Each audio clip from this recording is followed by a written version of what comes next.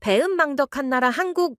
미 대통령의 입에서 나온 이 한마디에 전 세계 외신들은 일제히 한미동맹 파기를 타전하기 시작했습니다.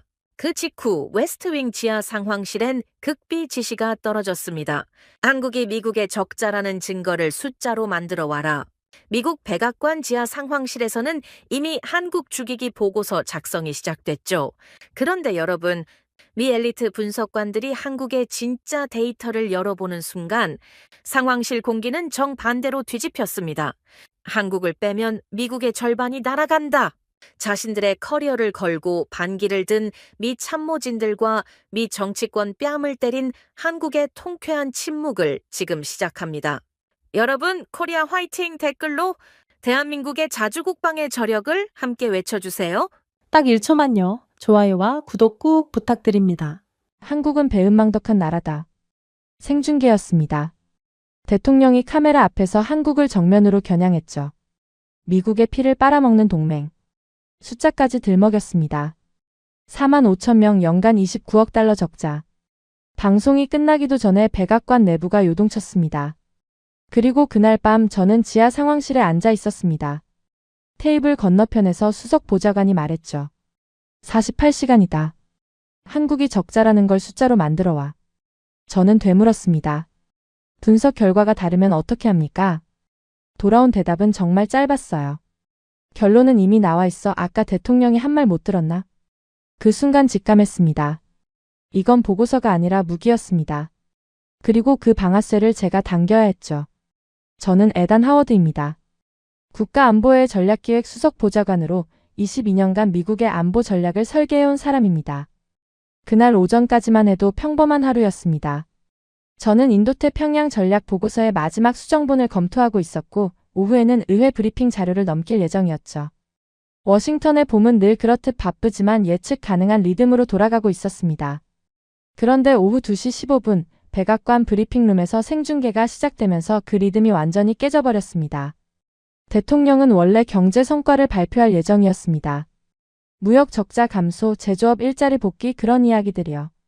실제로 처음 10분은 그 내용이었죠. 그런데 기자 질문이 시작되면서 분위기가 달라졌습니다. 한 기자가 주한미군 방위비 분담금 협상에 대해 물었고 대통령의 표정이 순간적으로 굳어지는 게 보였습니다. 저는 사무실 모니터로 그 장면을 지켜보고 있었는데 그 표정을 보는 순간 뭔가 잘못되고 있다는 걸 느꼈죠. 한국은 우리한테 감사할 줄 모릅니다. 대통령은 준비된 답변을 완전히 벗어나기 시작했습니다.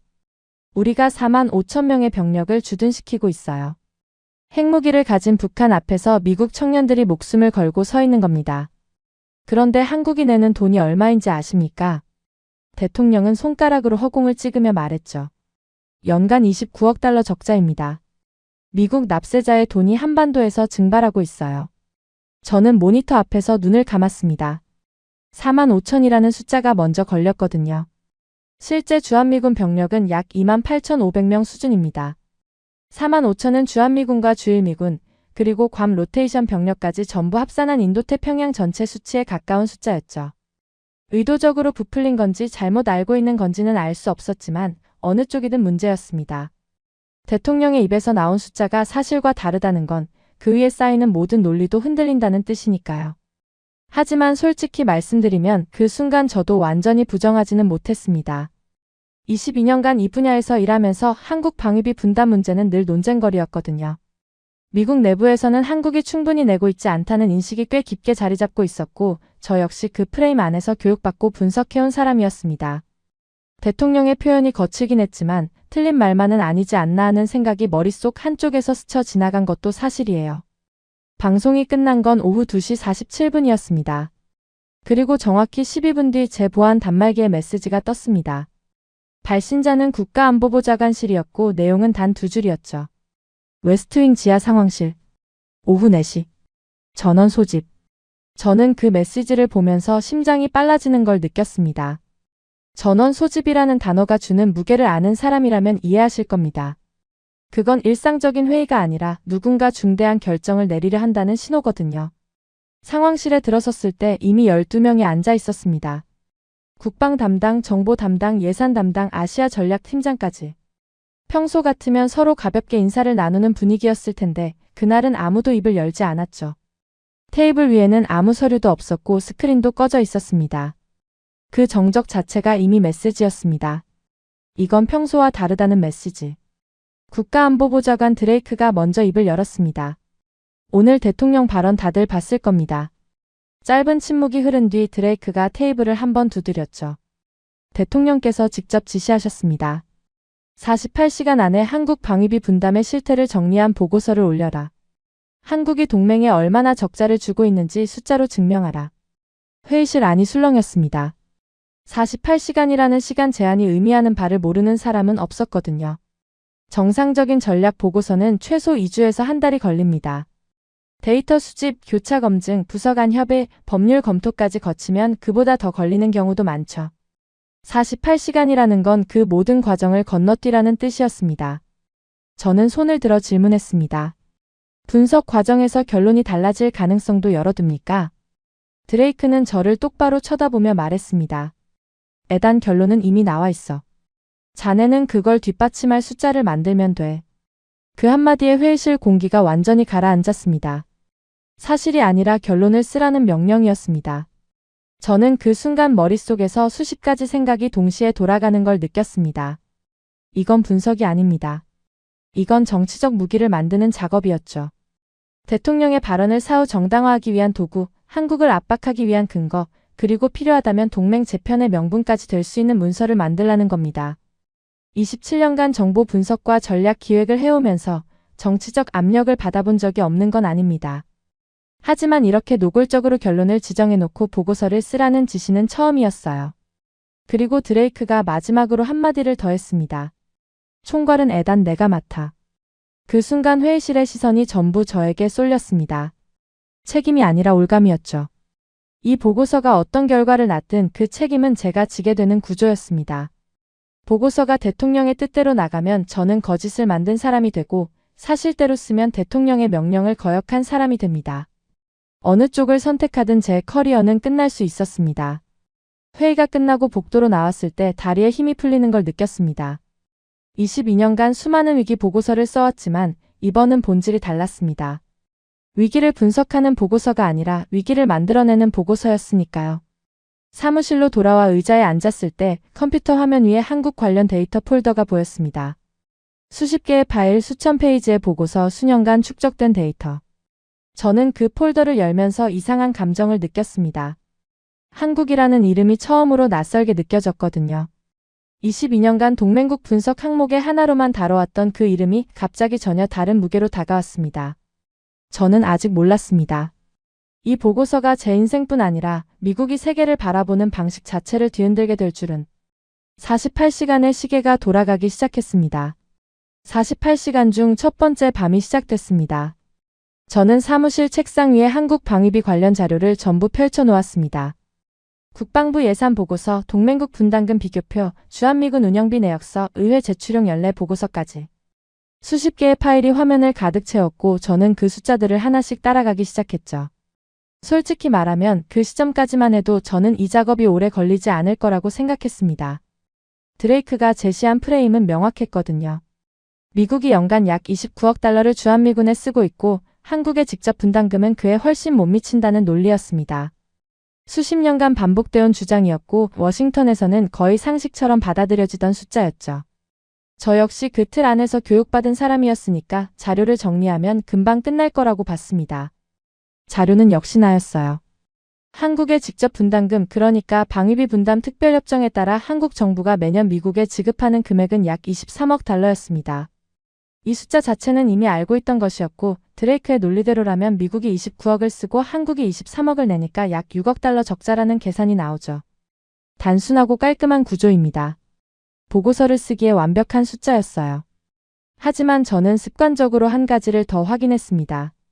직접 분담금 외에 한국이 부담하고 있는 간접 지원 항목이 있는지 살펴본 겁니다.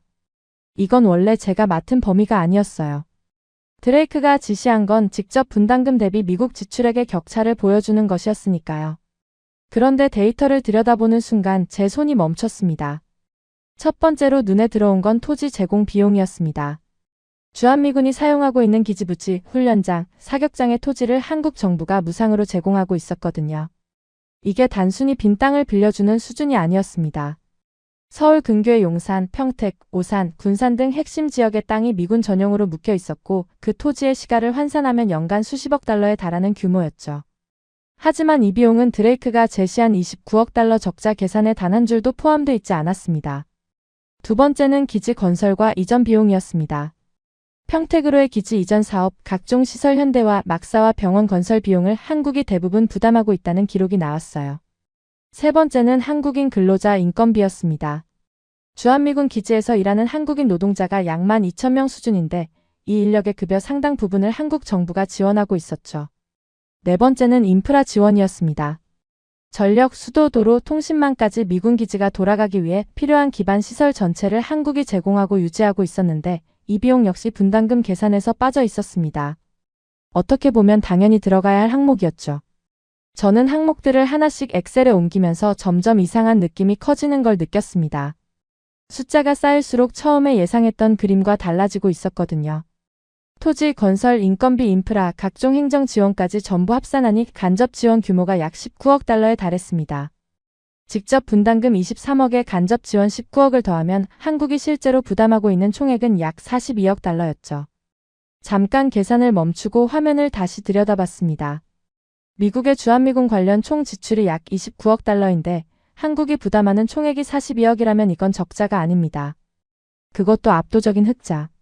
한국의 실질 분담률을 계산해보니 약 80%에 달했습니다. 저는 그 숫자를 3번이나 다시 계산했어요. 하지만 결과는 같았습니다. 42억 달러. 한국이 부담하는 실제 비용이었습니다. 저는 도저히 혼자서는 확신할 수가 없었습니다. 새벽 2시가 넘은 시각이었지만 한 사람에게 전화를 걸었습니다. 마크 셀던 국방부 해외주둔군 예산분석실에서 15년을 일한 친구였죠. 미국이 해외에 주둔시키고 있는 모든 미군의 비용 구조를 꿰고 있는 사람이었습니다. 에단, 새벽에 무슨 일이야? 마크, 하나만 물어보자. 독일 주둔 미군 비용 독일이 얼마나 내고 있어? 마크는 잠시 뜸을 들이더니 대답했습니다. 직접 분담금 기준으로 약 10억 달러 수준이지. 간접 포함해도 총 비용의 33% 정도야. 왜? 나토 평균은? 28% 안팎이야. 대부분의 유럽 동맹국들이 그 근처에 몰려있지. 저는 잠시 숨을 고르고 다시 물었습니다. 그럼 일본은? 일본이 좀 높은 편이야. 약 48%. 동맹국 중에서는 상위권이지. 그러면 80%를 부담하는 동맹국이 있다고 하면? 전화기 너머로 마크가 웃는 소리가 들렸습니다. 80%? 그런 나라는 없어. 그 정도면 동맹이 아니라 미국이 무임승차하는 수준이지. 웃음이 뚝 멈췄습니다. 한국이 그 숫자가 나왔어. 간접 지원까지 포함하면 한국이 주한미군 비용의 약 80%를 부담하고 있어. 총액으로 42억 달러야. 마크는 한참 동안 아무 말이 없었습니다. 그리고 낮은 목소리로 말했죠. 에단, 그 숫자가 맞으면 우리가 지금까지 의회에 보고한 자료가 전부 반쪽짜리라는 뜻인데. 저는 대답 대신 한숨을 내쉬었습니다. 마크는 상황을 짐작한 듯 더 묻지 않았어요. 다만 끊기 직전에 한마디를 덧붙였습니다. 숫자는 거짓말을 안 해. 조심해. 전화를 끊고 나서 저는 한동안 의자에 기대앉아 천장을 바라봤습니다. 독일 33%, 나토 평균 28%, 일본 48%, 그리고 한국 80%. 그 숫자들을 나란히 놓으니 말이 필요 없었습니다. 한국은 적자 동맹이 아니었습니다. 미국의 모든 동맹국 중에서 가장 많이 부담하고 있는 나라였어요. 그것도 2위와는 비교가 안 되는 격차로. 저는 그 순간 묘한 감정을 느꼈습니다. 분노라고 해야 할지 당혹감이라고 해야 할지 정확히 모르겠지만 한 가지는 분명했습니다. 29억 달러 적자라는 숫자는 완전한 숫자가 아니었어요. 누군가 의도적으로 잘라낸 숫자였습니다. 간접 지원을 빼고 토지 비용을 빼고 인건비를 빼고 인프라를 빼면 당연히 적자처럼 보이죠. 그건 계산 실수가 아닙니다. 한국은 적자라는 결론을 만들기 위해 현실을 잘라낸 것이었어요. 새벽 4시 저는 팀원 2명에게 긴급 메시지를 보냈습니다. 국방예산 분석관 카터와 동맹정책연구관 리사였죠.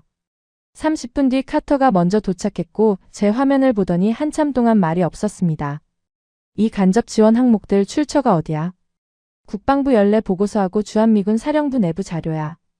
전부 공식 데이터야. 카터는 자기 노트북을 열어서 같은 자료를 독립적으로 검증하기 시작했습니다. 리사가 도착한 건 새벽 5시쯤이었는데 그때까지 카터의 계산 결과도 제 숫자와 거의 일치했죠. 리사가 화면을 훑어보더니 조용히 말했습니다. 에단, 이 숫자가 맞으면 드레이크한테 올릴 보고서를 쓸 수가 없어. 저도 알고 있었습니다. 대통령이 원하는 건 한국이 적자라는 증거였는데 데이터는 정반대를 가리키고 있었으니까요. 카터가 의자를 돌리며 물었습니다. 어떻게 할 거야? 간접 지원을 빼고 쓸 수도 있잖아. 원래 그렇게 해왔으니까. 저는 그 질문에 바로 대답하지 못했습니다. 맞는 말이었거든요. 직접 분담금만 놓고 비교하는 게 워싱턴의 관행이었고 간접 지원은 부록에 한 줄 언급하고 넘어가는 게 보통이었죠. 그 관행을 따르면 보고서는 48시간 안에 깔끔하게 완성될 수 있었습니다. 드레이크도 만족할 거고 대통령에게도 올라갈 수 있죠. 제 커리어에도 아무 문제가 없을 겁니다. 하지만 제 눈앞에 있는 숫자가 자꾸 걸렸습니다. 42억 달러 80%. 이건 해석의 차이가 아니었어요. 숫자는 거짓말을 하지 않습니다. 사람이 할 뿐이죠. 그리고 지금 저에게 거짓말을 하라고 시키고 있는 겁니다. 저는 카터와 리사를 번갈아 보며 말했습니다. 일단 팩트대로 정리하자. 어떻게 올릴지는 그 다음에 생각해. 카터가 고개를 끄덕였고 리사는 잠시 망설이다가 노트북을 열었습니다. 세 사람이 새벽빛이 들어오는 사무실에 앉아 아무도 보지 않았던 숫자들을 테이블 위로 꺼내기 시작했습니다. 그날 아침 저는 처음으로 깨달았습니다. 우리는 한국을 제대로 본 적이 없었다는 걸요. 보고 싶은 것만 보고 있었던 겁니다. 이건 틀린 게 아니라 숨긴 것이었습니다. 잘려나간 진실이 지금 제 손 안에 있었고 남은 시간은 40시간이 채 되지 않았습니다. 숫자와 씨름하던 그 다음날 아침 상황실 분위기가 완전히 달라졌습니다. 저는 간접 지원 데이터를 정리하느라 밤을 새운 상태였는데 출근하자마자 복도에서 동료들이 웅성거리는 소리가 들렸습니다. 무슨 일인가 싶어 상황실로 들어갔더니 대형 스크린에 외신 속보가 떠 있었죠. 한국 대통령이 입을 열었다는 내용이었습니다. 화면 속 한국 대통령은 짧고 단호한 어조로 말하고 있었습니다. 우리는 스스로 지킬 줄 아는 나라가 됐습니다. 그 한마디가 워싱턴 상황실에 울려 퍼지는 순간 주변이 조용해졌습니다. 저는 처음에 그 발언의 무게를 제대로 가늠하지 못했어요. 외교적 수사라고 생각했거든요. 압박을 받으면 강하게 나오는 척하다가 뒤에서 협상 채널을 여는 게 일반적인 패턴이니까요. 수십 년간 미국과 동맹국 사이에서 반복되어 온 공식이었습니다. 압박, 반발, 협상, 타협. 한국도 늘 그 순서를 따랐죠. 그런데 그 다음 문장이 나왔습니다. 주한미군 철수 이야기가 자꾸 나오는데 상관없습니다. 상황실 공기가 얼어붙었습니다. 저는 화면을 뚫어지게 쳐다봤습니다. 한국 대통령의 표정에는 분노도 긴장도 없었어요. 담담했습니다. 마치 오래전부터 준비해온 말을 꺼내는 사람의 얼굴이었죠. 장관이 먼저 입을 열었습니다. 저건 협상용 발언이야. 일주일이면 톤이 바뀔 거다. 회의실에 있던 대부분이 고개를 끄덕였습니다. 저도 그렇게 생각했어요. 아무리 강하게 나와도 주한미군 철수라는 카드 앞에서 버틸 수 있는 동맹국은 없다는 게 워싱턴의 오랜 확신이었으니까요. 핵을 가진 북한과 국경을 맞대고 있는 나라가 미군 없이 버틴다. 그건 상상하기 어려운 시나리오였습니다. 그래서 우리는 기다렸습니다. 하루가 지나면 외교부 채널에서 비공식 접촉이 올 거라고 봤죠. 한국 측 실무자가 조용히 전화를 걸어와서 대통령 발언은 국내용입니다. 실질적인 협의를 하죠라고 말하는 게 전형적인 수순이었으니까요. 하루가 지났습니다. 아무 연락도 없었어요. 이틀째가 됐을 때 국무부 아시아 담당 차관보가 한국 외교부에 직접 연락을 시도했습니다. 돌아온 건 형식적인 응답 하나였죠. 현재 내부 검토 중입니다. 그게 전부였습니다. 협상 제안도 일정 조율도 비공식 메시지도 없었어요. 사흘째 저는 상황실에서 열린 점검 회의에 참석했습니다. 드레이크의 얼굴이 눈에 띄게 굳어져 있었죠. 한국 측에서 아무런 움직임이 없습니다.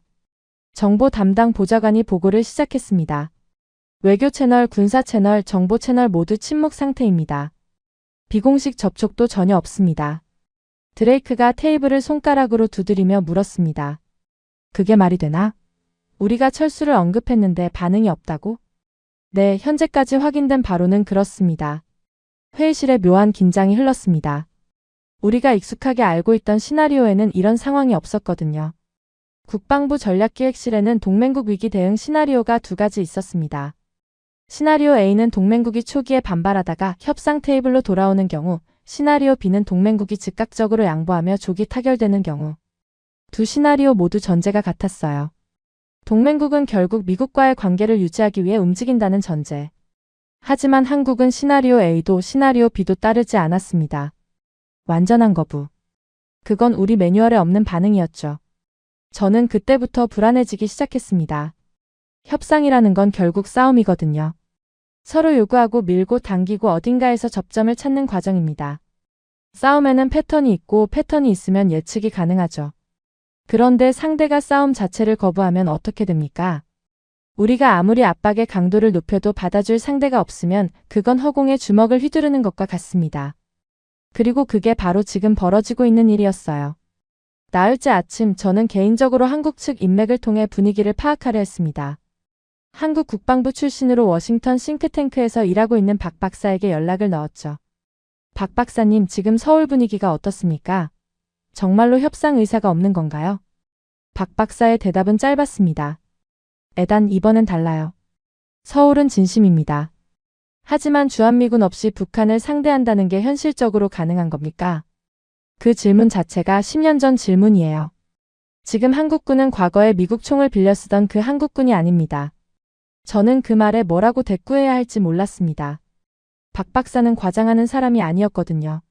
10년 넘게 알아온 사람이었고 늘 냉정하고 객관적인 분석을 하는 것으로 유명했습니다. 그런 사람이 한국은 진심이라고 말하고 있었습니다. 전화를 끊고 나서 저는 한참 동안 생각에 잠겼습니다. 우리는 수십 년간 같은 가정 위에서 전략을 짜왔습니다. 한국은 미국 없이 안보를 유지할 수 없다는 가정. 그래서 압박하면 결국 따라올 수밖에 없다는 가정. 그 가정이 너무 오랫동안 맞아떨어졌기 때문에 아무도 의심하지 않았죠. 하지만 지금 눈앞에서 벌어지고 있는 현실은 그 가정을 정면으로 부정하고 있었습니다. 닷새째 상황은 더 심각해졌습니다. 한국 국방부가 2026 자주국방 강화 계획을 공식 발표한 겁니다. 방위비 증액, 독자 정찰 위성 확충, 미사일 전력 강화. 그 발표문에 어디에도 미국이라는 단어는 없었습니다. 마치 미국이 존재하지 않는 것처럼 한국 홀로의 방위 체계를 설명하고 있었죠. 드레이크가 회의실에서 소리를 높였습니다. 이건 허세야. 국내 여론용이라고. 하지만 그 목소리에 처음으로 확신이 빠져 있다는 걸 저는 느꼈습니다. 정보 담당이 추가 보고를 했거든요. 한국 언론 여론조사 결과 자주국방 지지율이 78%입니다. 주한미군 철수에 대해서도 과반 이상이 수용 가능하다고 답했습니다. 그 숫자를 듣는 순간 회의실이 다시 한번 조용해졌습니다. 여론까지 등을 돌린 거였어요. 이건 정부 차원의 전술이 아니라 국민 전체의 방향 전환이었습니다. 저는 그날 밤 사무실에서 지도를 펼쳐놓고 한반도를 한참 바라봤습니다. 그 작은 반도가 지금 미국이라는 거대한 나라를 상대로 침묵이라는 무기를 쓰고 있었습니다. 우리가 기다리는 입장이 되어 있었어요.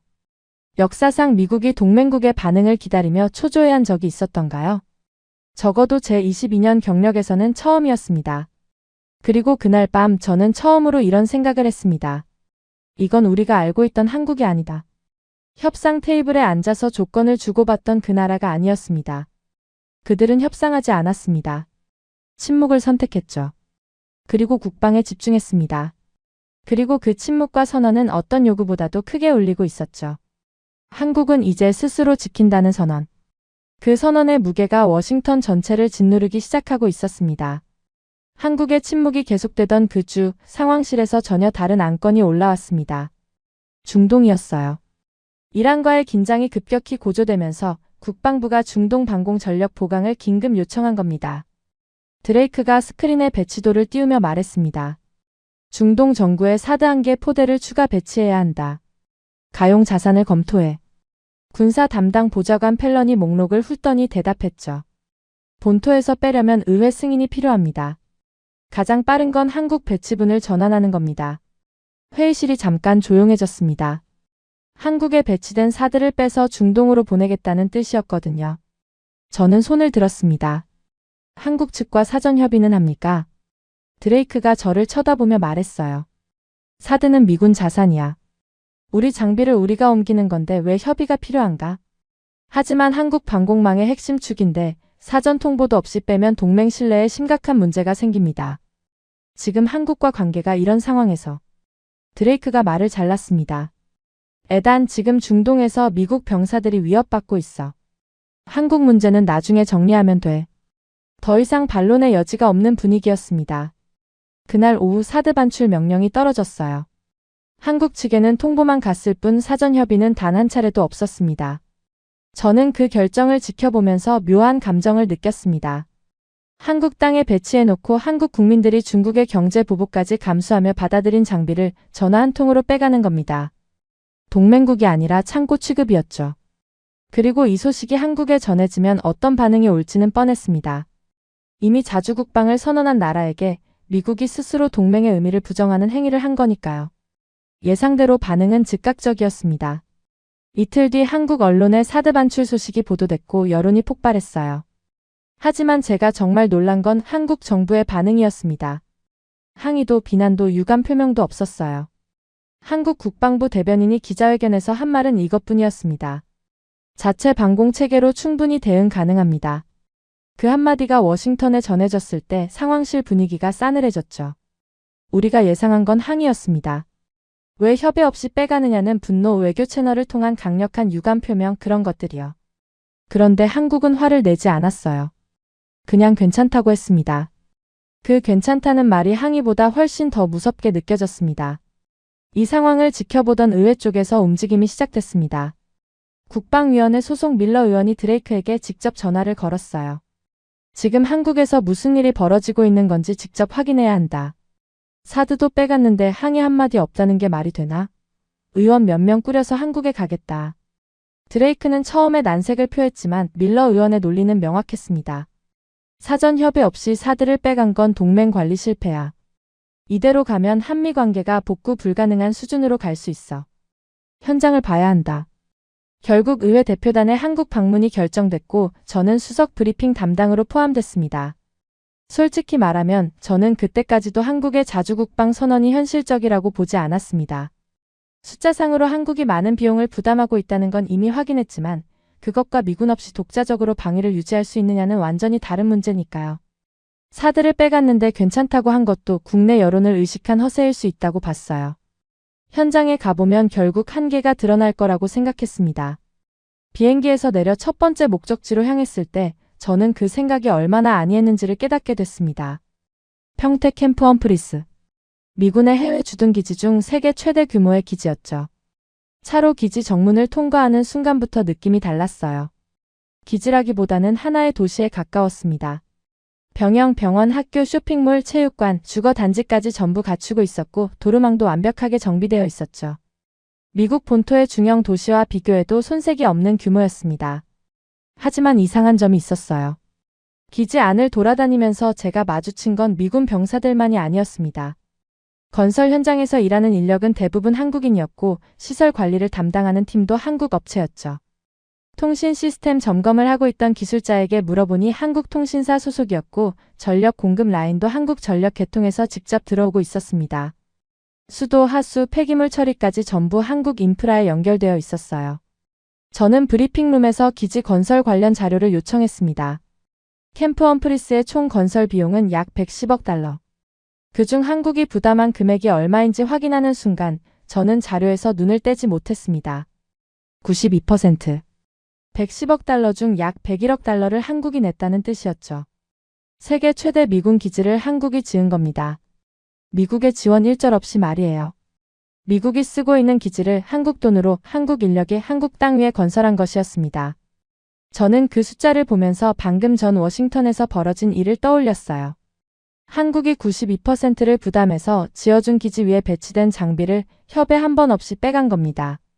남의 집에 얹혀 살면서 집주인한테 말도 안 하고 가구를 들고 나간 격이었죠. 이건 미국 기지가 아니었습니다. 한국이 만든 도시였어요. 우리는 그 위에서 살고 있었던 겁니다. 밀러 의원이 같은 자료를 보더니 저에게 물었습니다. 하워드, 이 숫자가 정확한 건가? 국방부 공식 기록과 한국 측 감사 자료를 교차 확인한 수치입니다. 미국이 부담한 8%는 뭔가? 주로 미군 전용 장비 설치와 일부 특수시설 비용입니다. 건물 자체, 도로, 인프라, 주거시설은 전부 한국 부담이에요. 밀러 의원은 자료를 내려놓으며 한참 동안 창밖을 바라봤습니다. 그런데 우리가 여기서 사드를 협의 없이 빼간 거야? 저는 대답 대신 고개를 끄덕였습니다. 밀러 의원의 표정이 복잡하게 일그러졌어요. 하지만 진짜 충격은 그 다음 일정에서 찾아왔습니다. 우리는 한국군 수뇌부와의 실무 면담 자리에 배석했습니다.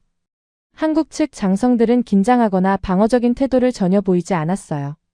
오히려 차분하고 체계적으로 자신들의 전력 현황을 설명했죠. 제가 직접 물었습니다. 사드 체계가 반출됐는데 한국의 미사일 방어에 공백이 생기지 않습니까? 왜 강력히 항의하지 않으셨습니까? 한국 측 장성은 잠시도 망설이지 않았습니다.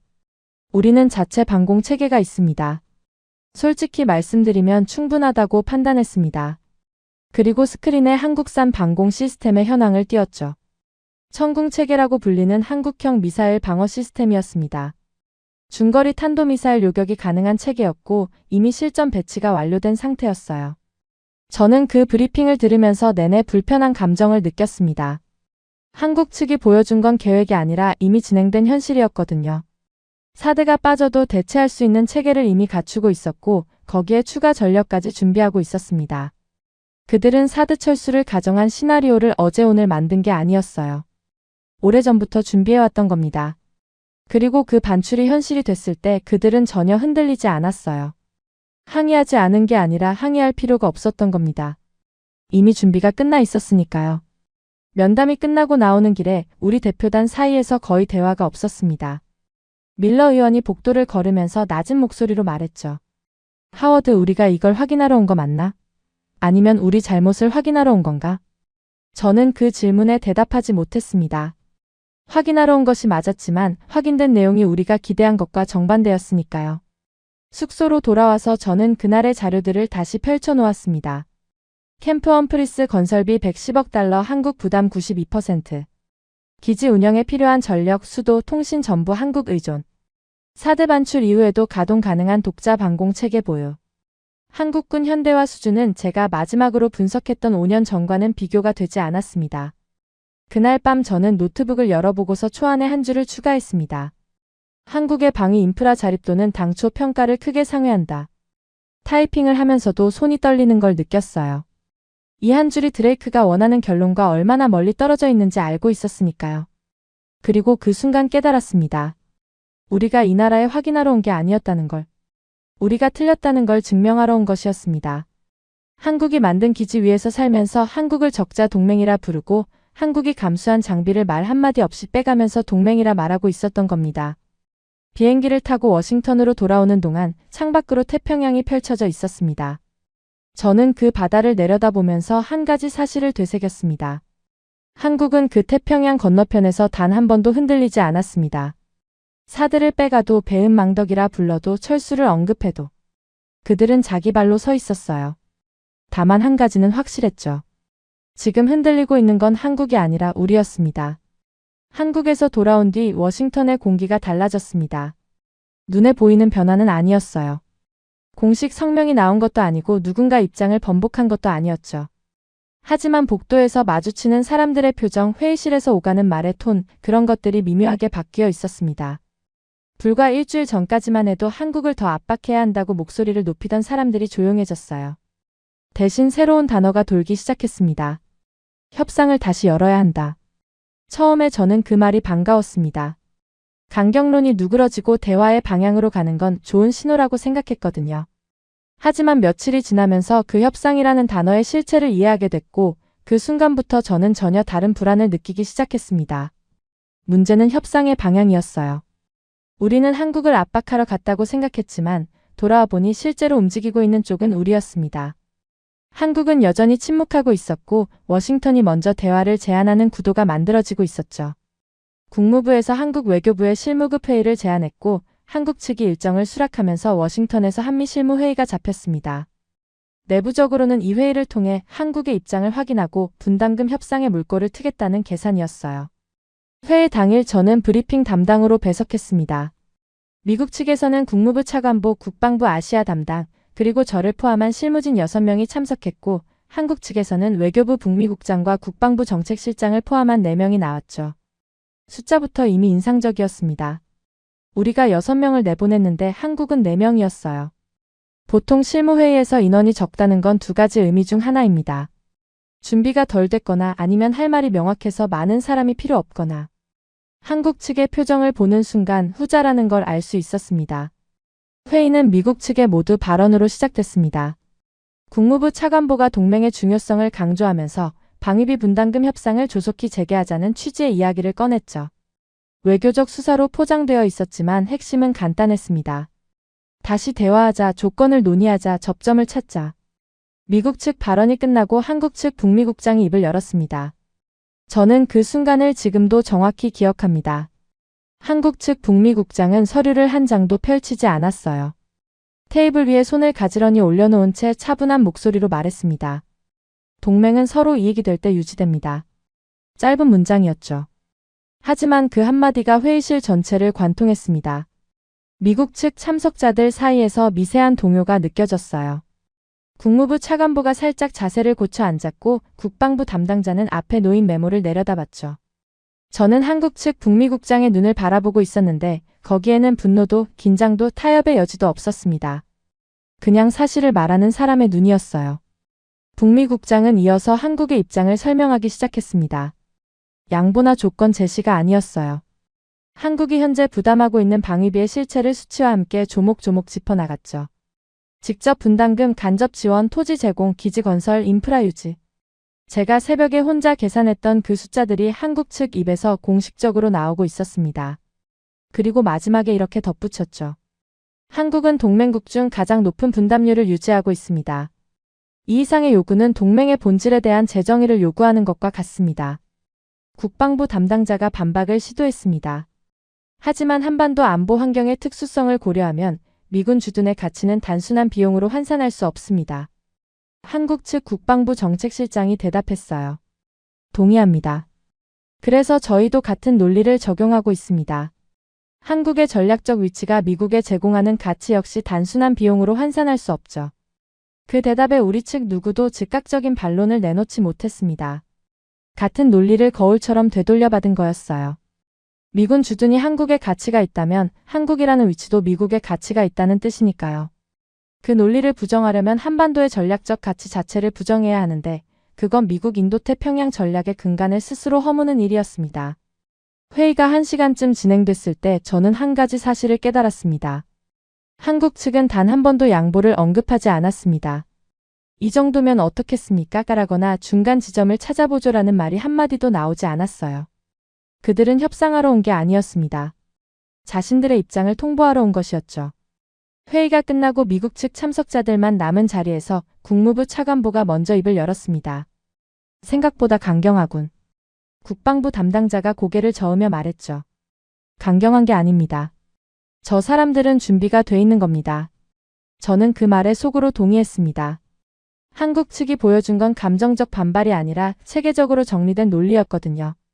우리가 던진 모든 질문에 데이터로 응수했고 우리의 프레임을 정확히 역이용했습니다. 그날 저녁 저는 사무실에서 한국의 국방비 자료를 다시 열어봤습니다. 한국의 연간 국방 예산은 약 60조 원, 달러로 환산하면 약 460억 달러 규모였습니다. 이건 세계 10위권 수준이에요. 인구나 경제 규모를 고려하면 상당히 높은 국방비 지출이었죠. 하지만 제가 정말 놀란 건 그 다음 수치였습니다.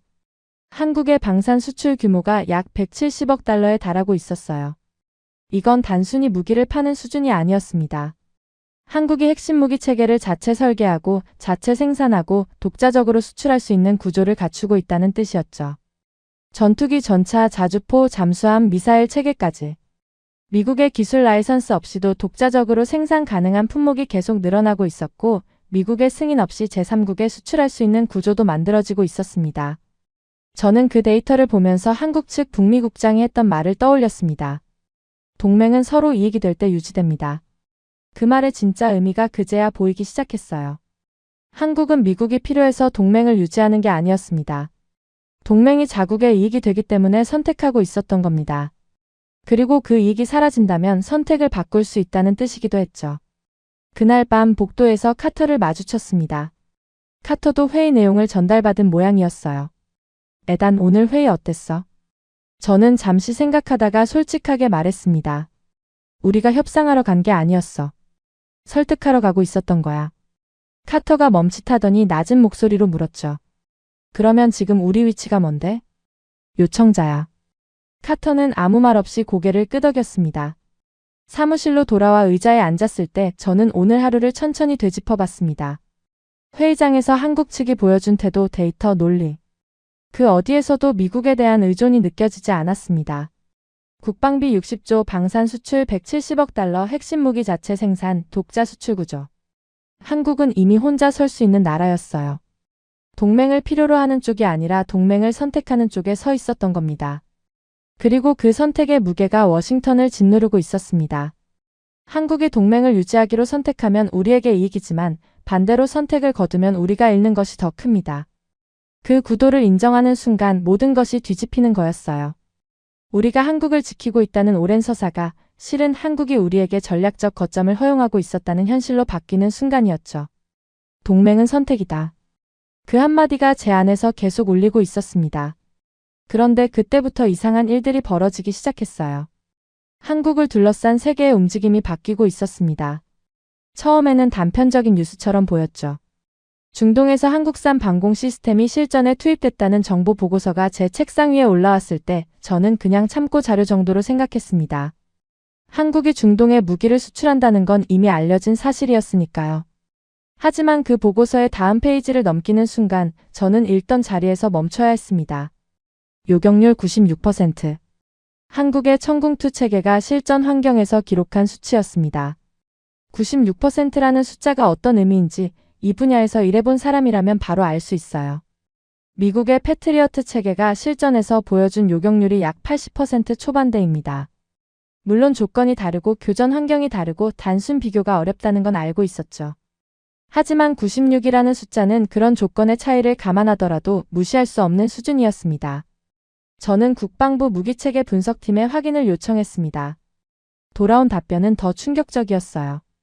천궁2의 단가가 패트리어트의 약 절반 수준이었다는 겁니다.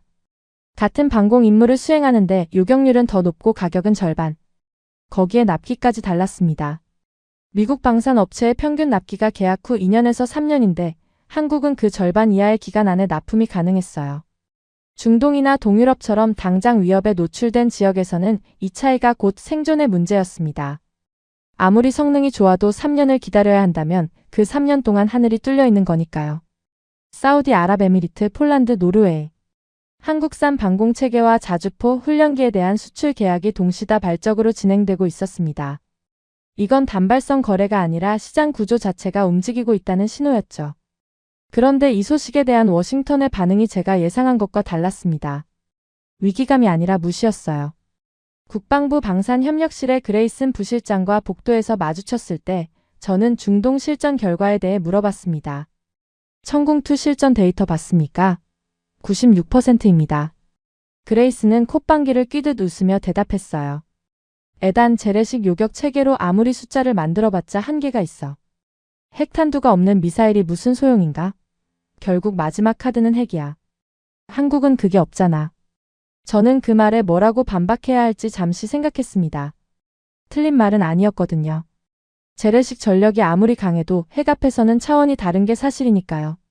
그런데 그레이슨이 한마디를 더 했습니다. 사실 미사일 지침을 풀어준 것부터가 실수였어. 그거 하나 풀어줬더니 지금 저 꼴이 난 거 아닌가.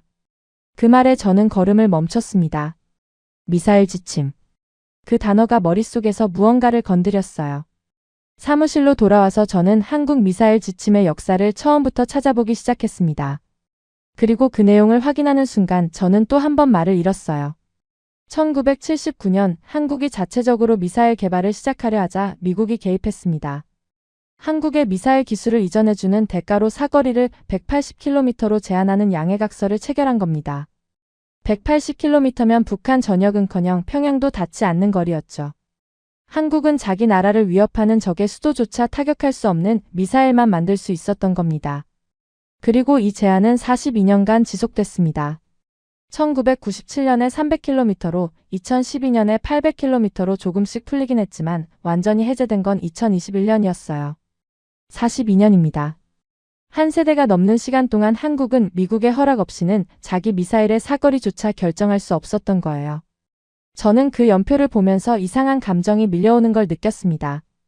동맹국이라고 부르면서 42년 동안 미사일 사거리를 묶어놨다는 게 과연 동맹의 모습입니까? 한국은 그 제한 아래에서도 미사일 기술을 독자적으로 발전시켜왔고 지침이 해제되자마자 폭발적으로 역량을 확장했습니다.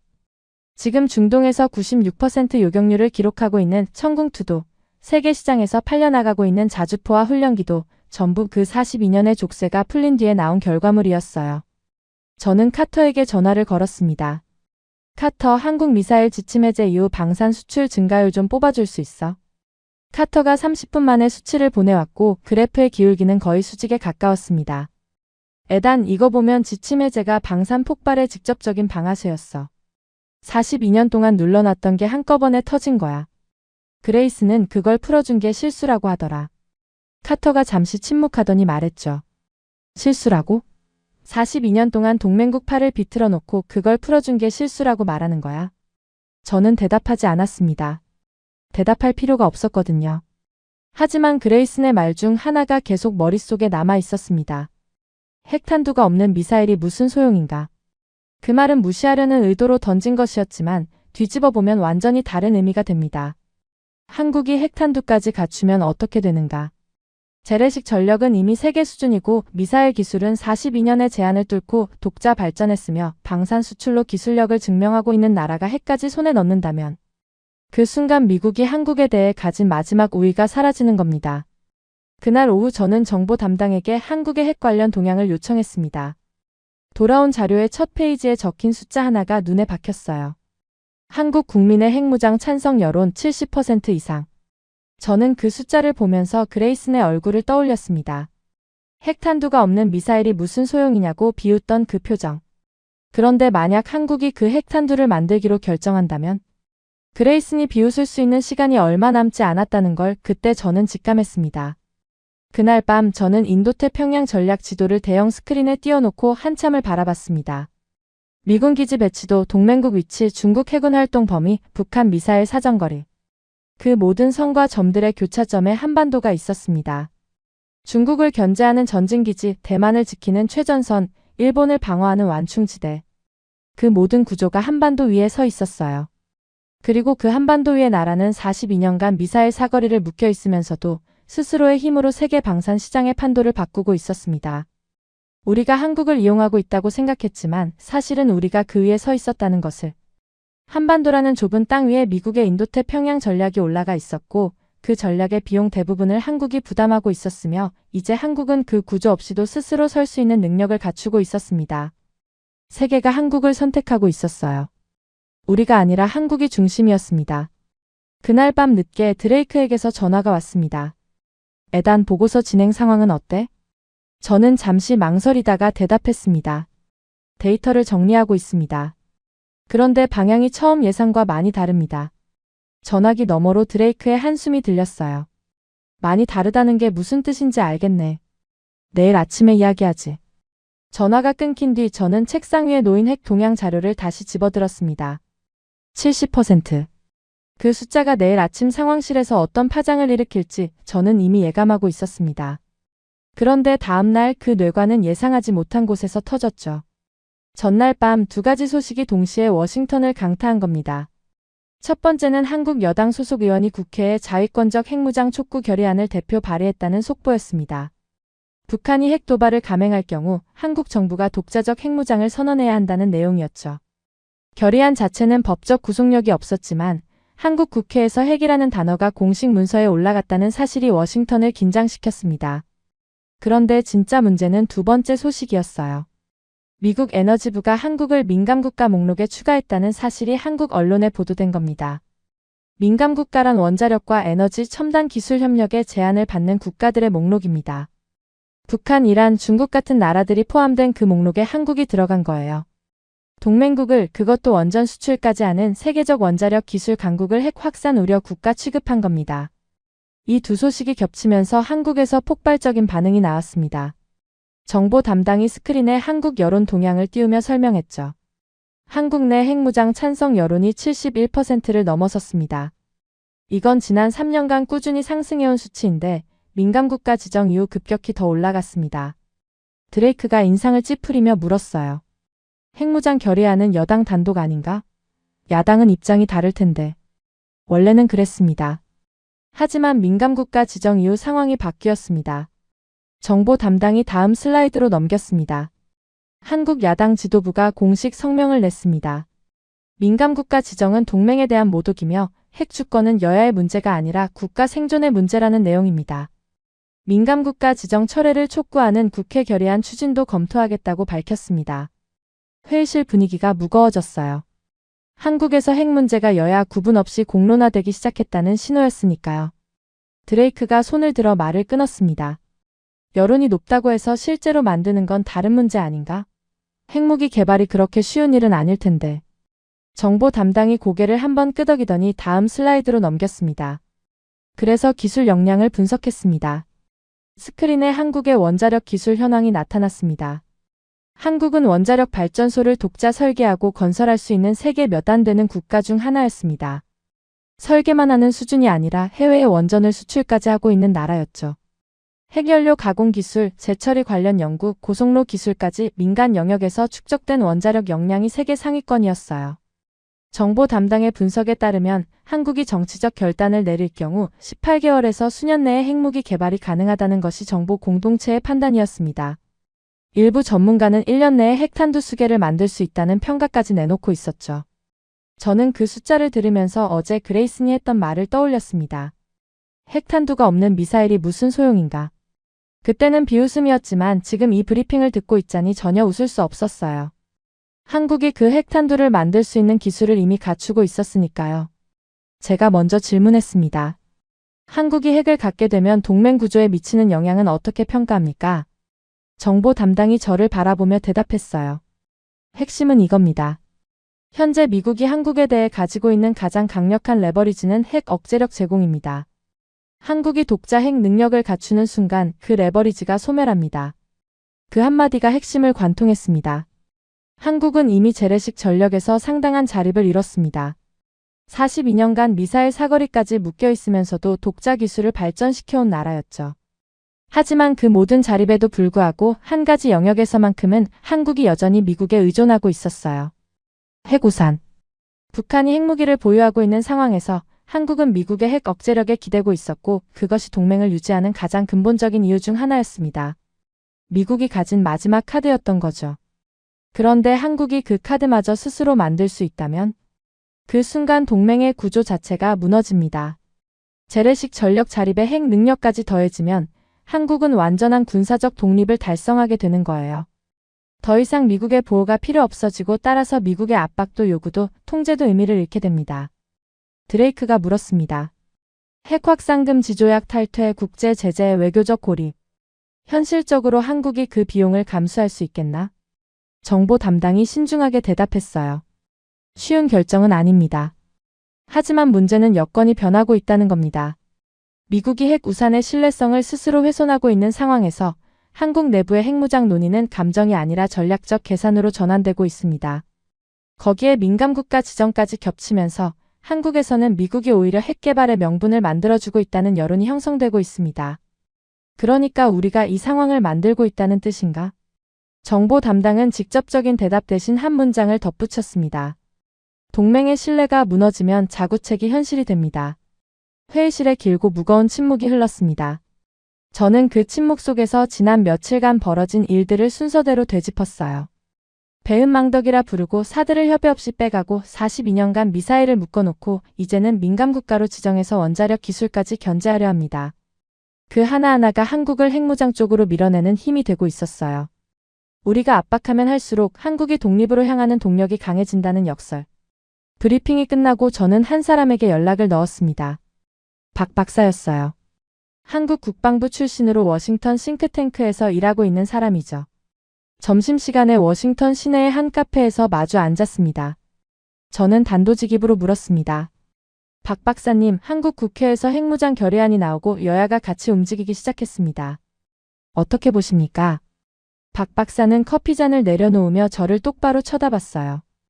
애단 나는 평화주의자입니다. 핵무기를 좋아하는 한국 사람은 없어요.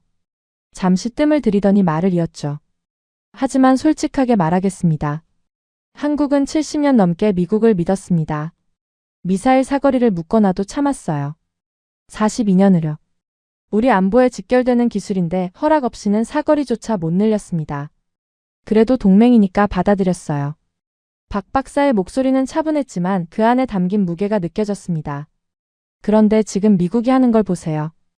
배은망덕이라 부르고 사드를 통보도 없이 빼가고 방위비를 더 내라 압박하더니 이제는 민감국가라고 낙인까지 찍었습니다. 북한, 이란이랑 같은 목록이에요. 70년 동맹이 이 정도밖에 안 됩니까? 저는 아무 말도 할 수가 없었어요. 박 박사가 말을 이었습니다. 한국 국민들이 핵무장을 원하는 게 아닙니다. 다시는 누군가에게 안보를 맡기지 않겠다는 겁니다. 42년 동안 미사일 하나 마음대로 못 만들면서 느낀 게 뭔지 아세요? 동맹이라는 이름 아래서 우리가 얼마나 많은 걸 양보해왔는지를 깨달은 겁니다. 그리고 민감국가 지정이 결정타였어요. 미국이 우리를 어떻게 보는지 그날 한국 국민 전체가 이해한 겁니다. 그래서 해까지 가겠다는 겁니까? 박 박사는 잠시 창밖을 바라보다가 조용히 대답했습니다. 우리도 원하는 건 아닙니다. 하지만 스스로 지켜야 한다면 어떤 선택지도 배제하지 않을 겁니다. 그건 감정이 아니라 생존의 문제예요. 카페를 나오면서 저는 한참 동안 걸었습니다. 박 박사의 표정이 머릿속에서 떠나지 않았어요. 분노가 아니었습니다. 슬픔에 가까웠죠. 70년을 믿었던 동맹에 대한 실망, 42년간 묶여 있으면서도 참아왔던 시간에 대한 허탈함. 그리고 이제 더 이상 참지 않겠다는 조용한 결의. 사무실로 돌아와서 저는 보고서 파일을 열었습니다. 핵무장 시나리오 섹션을 추가하면서 그 의미를 한 문장으로 정리했어요. 한국이 핵을 보유하는 순간 미국의 동아시아 동맹 구조는 근본적으로 재편되며 이 과정에서 미국의 전략적 손실은 회복 불가능한 수준에 이를 수 있다. 타이핑을 마치고 나서 저는 화면을 한참 바라봤습니다. 하지만 더 이상 외면할 수는 없었습니다. 여론 71%, 원자력 기술 세계 상위권, 18개월 내 개발 가능, 국회 결의안 발의, 여야 초당적 공감대 형성. 이건 가능성이 아니라 시간 문제였어요. 그리고 그 시계를 돌리고 있는 건 한국이 아니라 우리였습니다. 배은망덕이라 부르고 사드를 빼가고 42년간 미사일을 묶어놓고 민감국가로 낙인 찍은 결과가 이겁니다. 우리가 두려워했던 건 한국의 거부가 아니었어요. 한국이 우리를 더 이상 필요로 하지 않게 되는 것. 완전한 독립. 그리고 그 공포가 현실이 되기까지 남은 시간이 얼마 되지 않았다는 사실이 보고서의 마감 시한보다 더 무겁게 느껴졌습니다. 48시간의 시계는 이제 끝자락에 다다르고 있었습니다. 그리고 저는 결정해야 했습니다. 이 보고서를 어떤 모습으로 대통령 앞에 내놓을 것인지를 말이죠. 저는 보고서의 마지막 페이지를 정리하던 저는 화면 위의 숫자들을 다시 한번 훑어봤습니다. 직접 분담금 23억 달러, 간접 지원 19억 달러, 총 42억 달러. 분담률 80%, 동맹국 중 압도적 1위. 캠프 험프리스 건설비 110억 달러의 92%를 한국이 부담했고 기지 운영의 전력과 통신과 수도까지 한국 인프라에 의존하고 있었죠. 천궁2의 실전 요격률 96%, 패트리어트 절반 가격, 납기는 미국의 2배 이상 빠르고 방산 수출 170억 달러 규모의 핵심 무기 자체 생산 능력까지. 핵무장 여론 70%, 원자력 기술 세계 상위권, 수년 내 개발 가능. 이 모든 데이터가 가리키는 결론은 하나였습니다. 한국은 적자 동맹이 아니었어요. 오히려 미국이 가장 적은 비용으로 가장 큰 전략적 효과를 얻고 있는 핵심 자산이었습니다. 하지만 문제는 그 결론이 아니었습니다. 이 보고서를 올릴 것인가. 대통령이 전 세계 앞에서 한국을 배은망덕한 나라라고 규정한 지 48시간. 그 발언과 정면으로 충돌하는 결론을 가진 보고서를 대통령 책상 위에 올려놓는다는 건 단순히 분석 결과를 보고하는 행위가 아니었습니다. 대통령의 판단이 틀렸다고 공식적으로 말하는 것이었죠. 저는 보고서 파일을 닫지도 열지도 못한 채 한참을 앉아 있었습니다. 커서가 화면 위에서 깜빡이고 있었고 사무실 밖에서는 새벽녘에 정적이 흐르고 있었죠. 카터와 리사는 이미 퇴근한 상태였고 저 혼자 그 결정의 무게 앞에 서 있었습니다. 보고서를 대통령이 원하는 방향으로 쓰면 저는 안전합니다. 커리어도 유지되고 드레이크와의 관계도 문제 없겠죠. 하지만 그 보고서는 거짓이 됩니다. 잘려나간 숫자 위에 세워진 결론이 대통령의 정책 근거가 되고 그 정책이 미국의 가장 효율적인 동맹을 무너뜨릴 수 있어요. 반대로 사실대로 쓰면 어떻게 되는가? 대통령의 명령을 정면으로 거스르는 보고서가 올라갑니다. 저는 물론이고 이 보고서에 관여한 모든 사람의 커리어가 위험에 처하죠. 아침 7시 저는 드레이크에게 연락을 넣었습니다. 보고서 초안이 완성됐습니다. 검토가 필요합니다. 드레이크는 30분 뒤 상황실로 오라고 했어요. 상황실에 들어갔을 때 드레이크 혼자 앉아 있었습니다. 저는 노트북을 열어 보고서를 화면에 띄웠고 드레이크는 첫 페이지부터 읽기 시작했죠. 3분쯤 지났을까요? 드레이크의 손가락이 멈췄습니다. 결론 섹션에 도달한 것이었어요. 한국은 적자 동맹이 아니며 미국의 인도태평양 전략에서 대체 불가능한 핵심 자산이다. 드레이크가 화면에서 눈을 떼고 저를 바라봤습니다. 에단, 이건 대통령 발언을 정면으로 부정하는 거야. 알고 있지? 알고 있습니다. 이걸 올리면 어떻게 되는지도? 네. 드레이크는 의자 등받이에 몸을 기대며 천장을 올려다봤습니다. 긴 침묵이 흘렀어요. 저는 그 침묵이 영원처럼 느껴졌지만 입을 열지 않았습니다. 이건 제가 설득할 문제가 아니었거든요. 데이터는 이미 보여줬고 결정은 드레이크가 내려야 했습니다. 한참 뒤 드레이크가 입을 열었습니다. 에단, 내가 이 자리에 앉은 건 대통령이 듣고 싶은 말을 하기 위해서가 아니야. 그리고 화면을 다시 바라보며 말했죠. 그래도 올려야 한다. 그 한마디에 제 어깨를 짓누르고 있던 무게가 내려앉는 걸 느꼈습니다. 하지만 동시에 새로운 긴장이 밀려왔어요. 올리기로 했다는 건 이제부터 진짜 시작이라는 뜻이었으니까요. 드레이크가 전체 팀 회의를 소집했습니다. 오전 10시 상황실에 보좌관들이 하나둘 모여들었어요. 중국 담당 군사보좌관, 중동 전문가, 예산 책임자, 정보 분석관. 총 14명이 테이블에 둘러앉았습니다. 드레이크가 보고서의 핵심 내용을 요약해서 설명했고 회의실에는 무거운 침묵이 깔렸죠. 드레이크가 말했습니다. 이 보고서를 대통령에게 올리려 한다. 하지만 내 이름 하나로 올리는 건 의미가 없어. 이건 개인 의견이 아니라 팀 전체의 분석 결과여야 힘이 있다. 동의하는 사람은 서명해줘. 동의하지 않거나 리스크를 감수할 수 없는 사람은 빠져도 된다. 누구도 강요하지 않겠다. 그리고 테이블 위에 서명 용지를 내려놓았습니다. 침묵이 흘렀어요. 아무도 먼저 움직이지 않았습니다. 그 침묵 속에서 각자가 무엇을 계산하고 있는지 저는 알 수 있었어요. 커리어, 가족, 연금, 워싱턴에서의 평판. 한 번의 서명으로 그 모든 것이 위험에 처할 수 있었으니까요. 먼저 일어선 건 군사보좌관 펠런이었습니다. 펠런은 아무 말 없이 펜을 집어들고 서명했어요. 그 다음은 중국 담당 첸이었습니다. 첸도 말없이 이름을 적었죠. 그리고 하나씩, 정말 하나씩 사람들이 움직이기 시작했습니다. 중동 전문가 라임이 예산 책임자 브룩스, 정보 분석관 웨버. 리사가 서명하고 카터가 서명했습니다. 저는 마지막으로 펜을 들었어요. 14명. 그 자리에 있던 모든 사람이 서명했습니다. 한 명도 빠지지 않았어요. 저는 서명 용지를 내려다보면서 이상한 감정에 휩싸였습니다.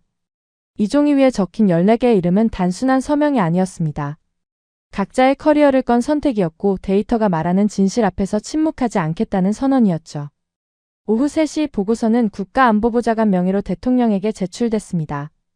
표지에는 14명의 이름이 나란히 적혀 있었고 본문에는 48시간 동안 우리가 발견한 모든 사실이 담겨 있었죠.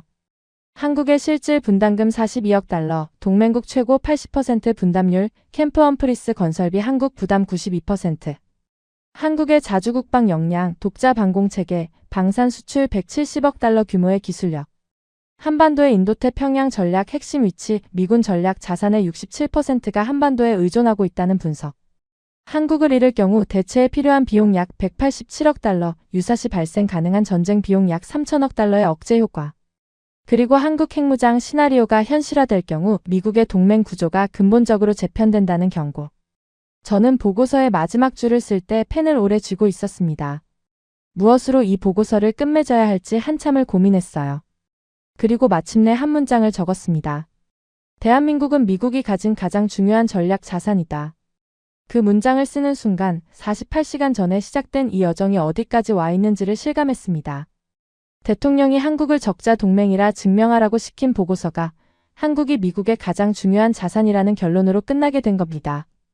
결론을 미리 정해놓고 숫자를 맞추라던 명령에 우리는 숫자가 가리키는 결론을 선택했습니다. 그건 보고서가 아니라 선언이었어요. 14명이 이름을 걸고 대통령에게 당신이 틀렸다고 말한 선언.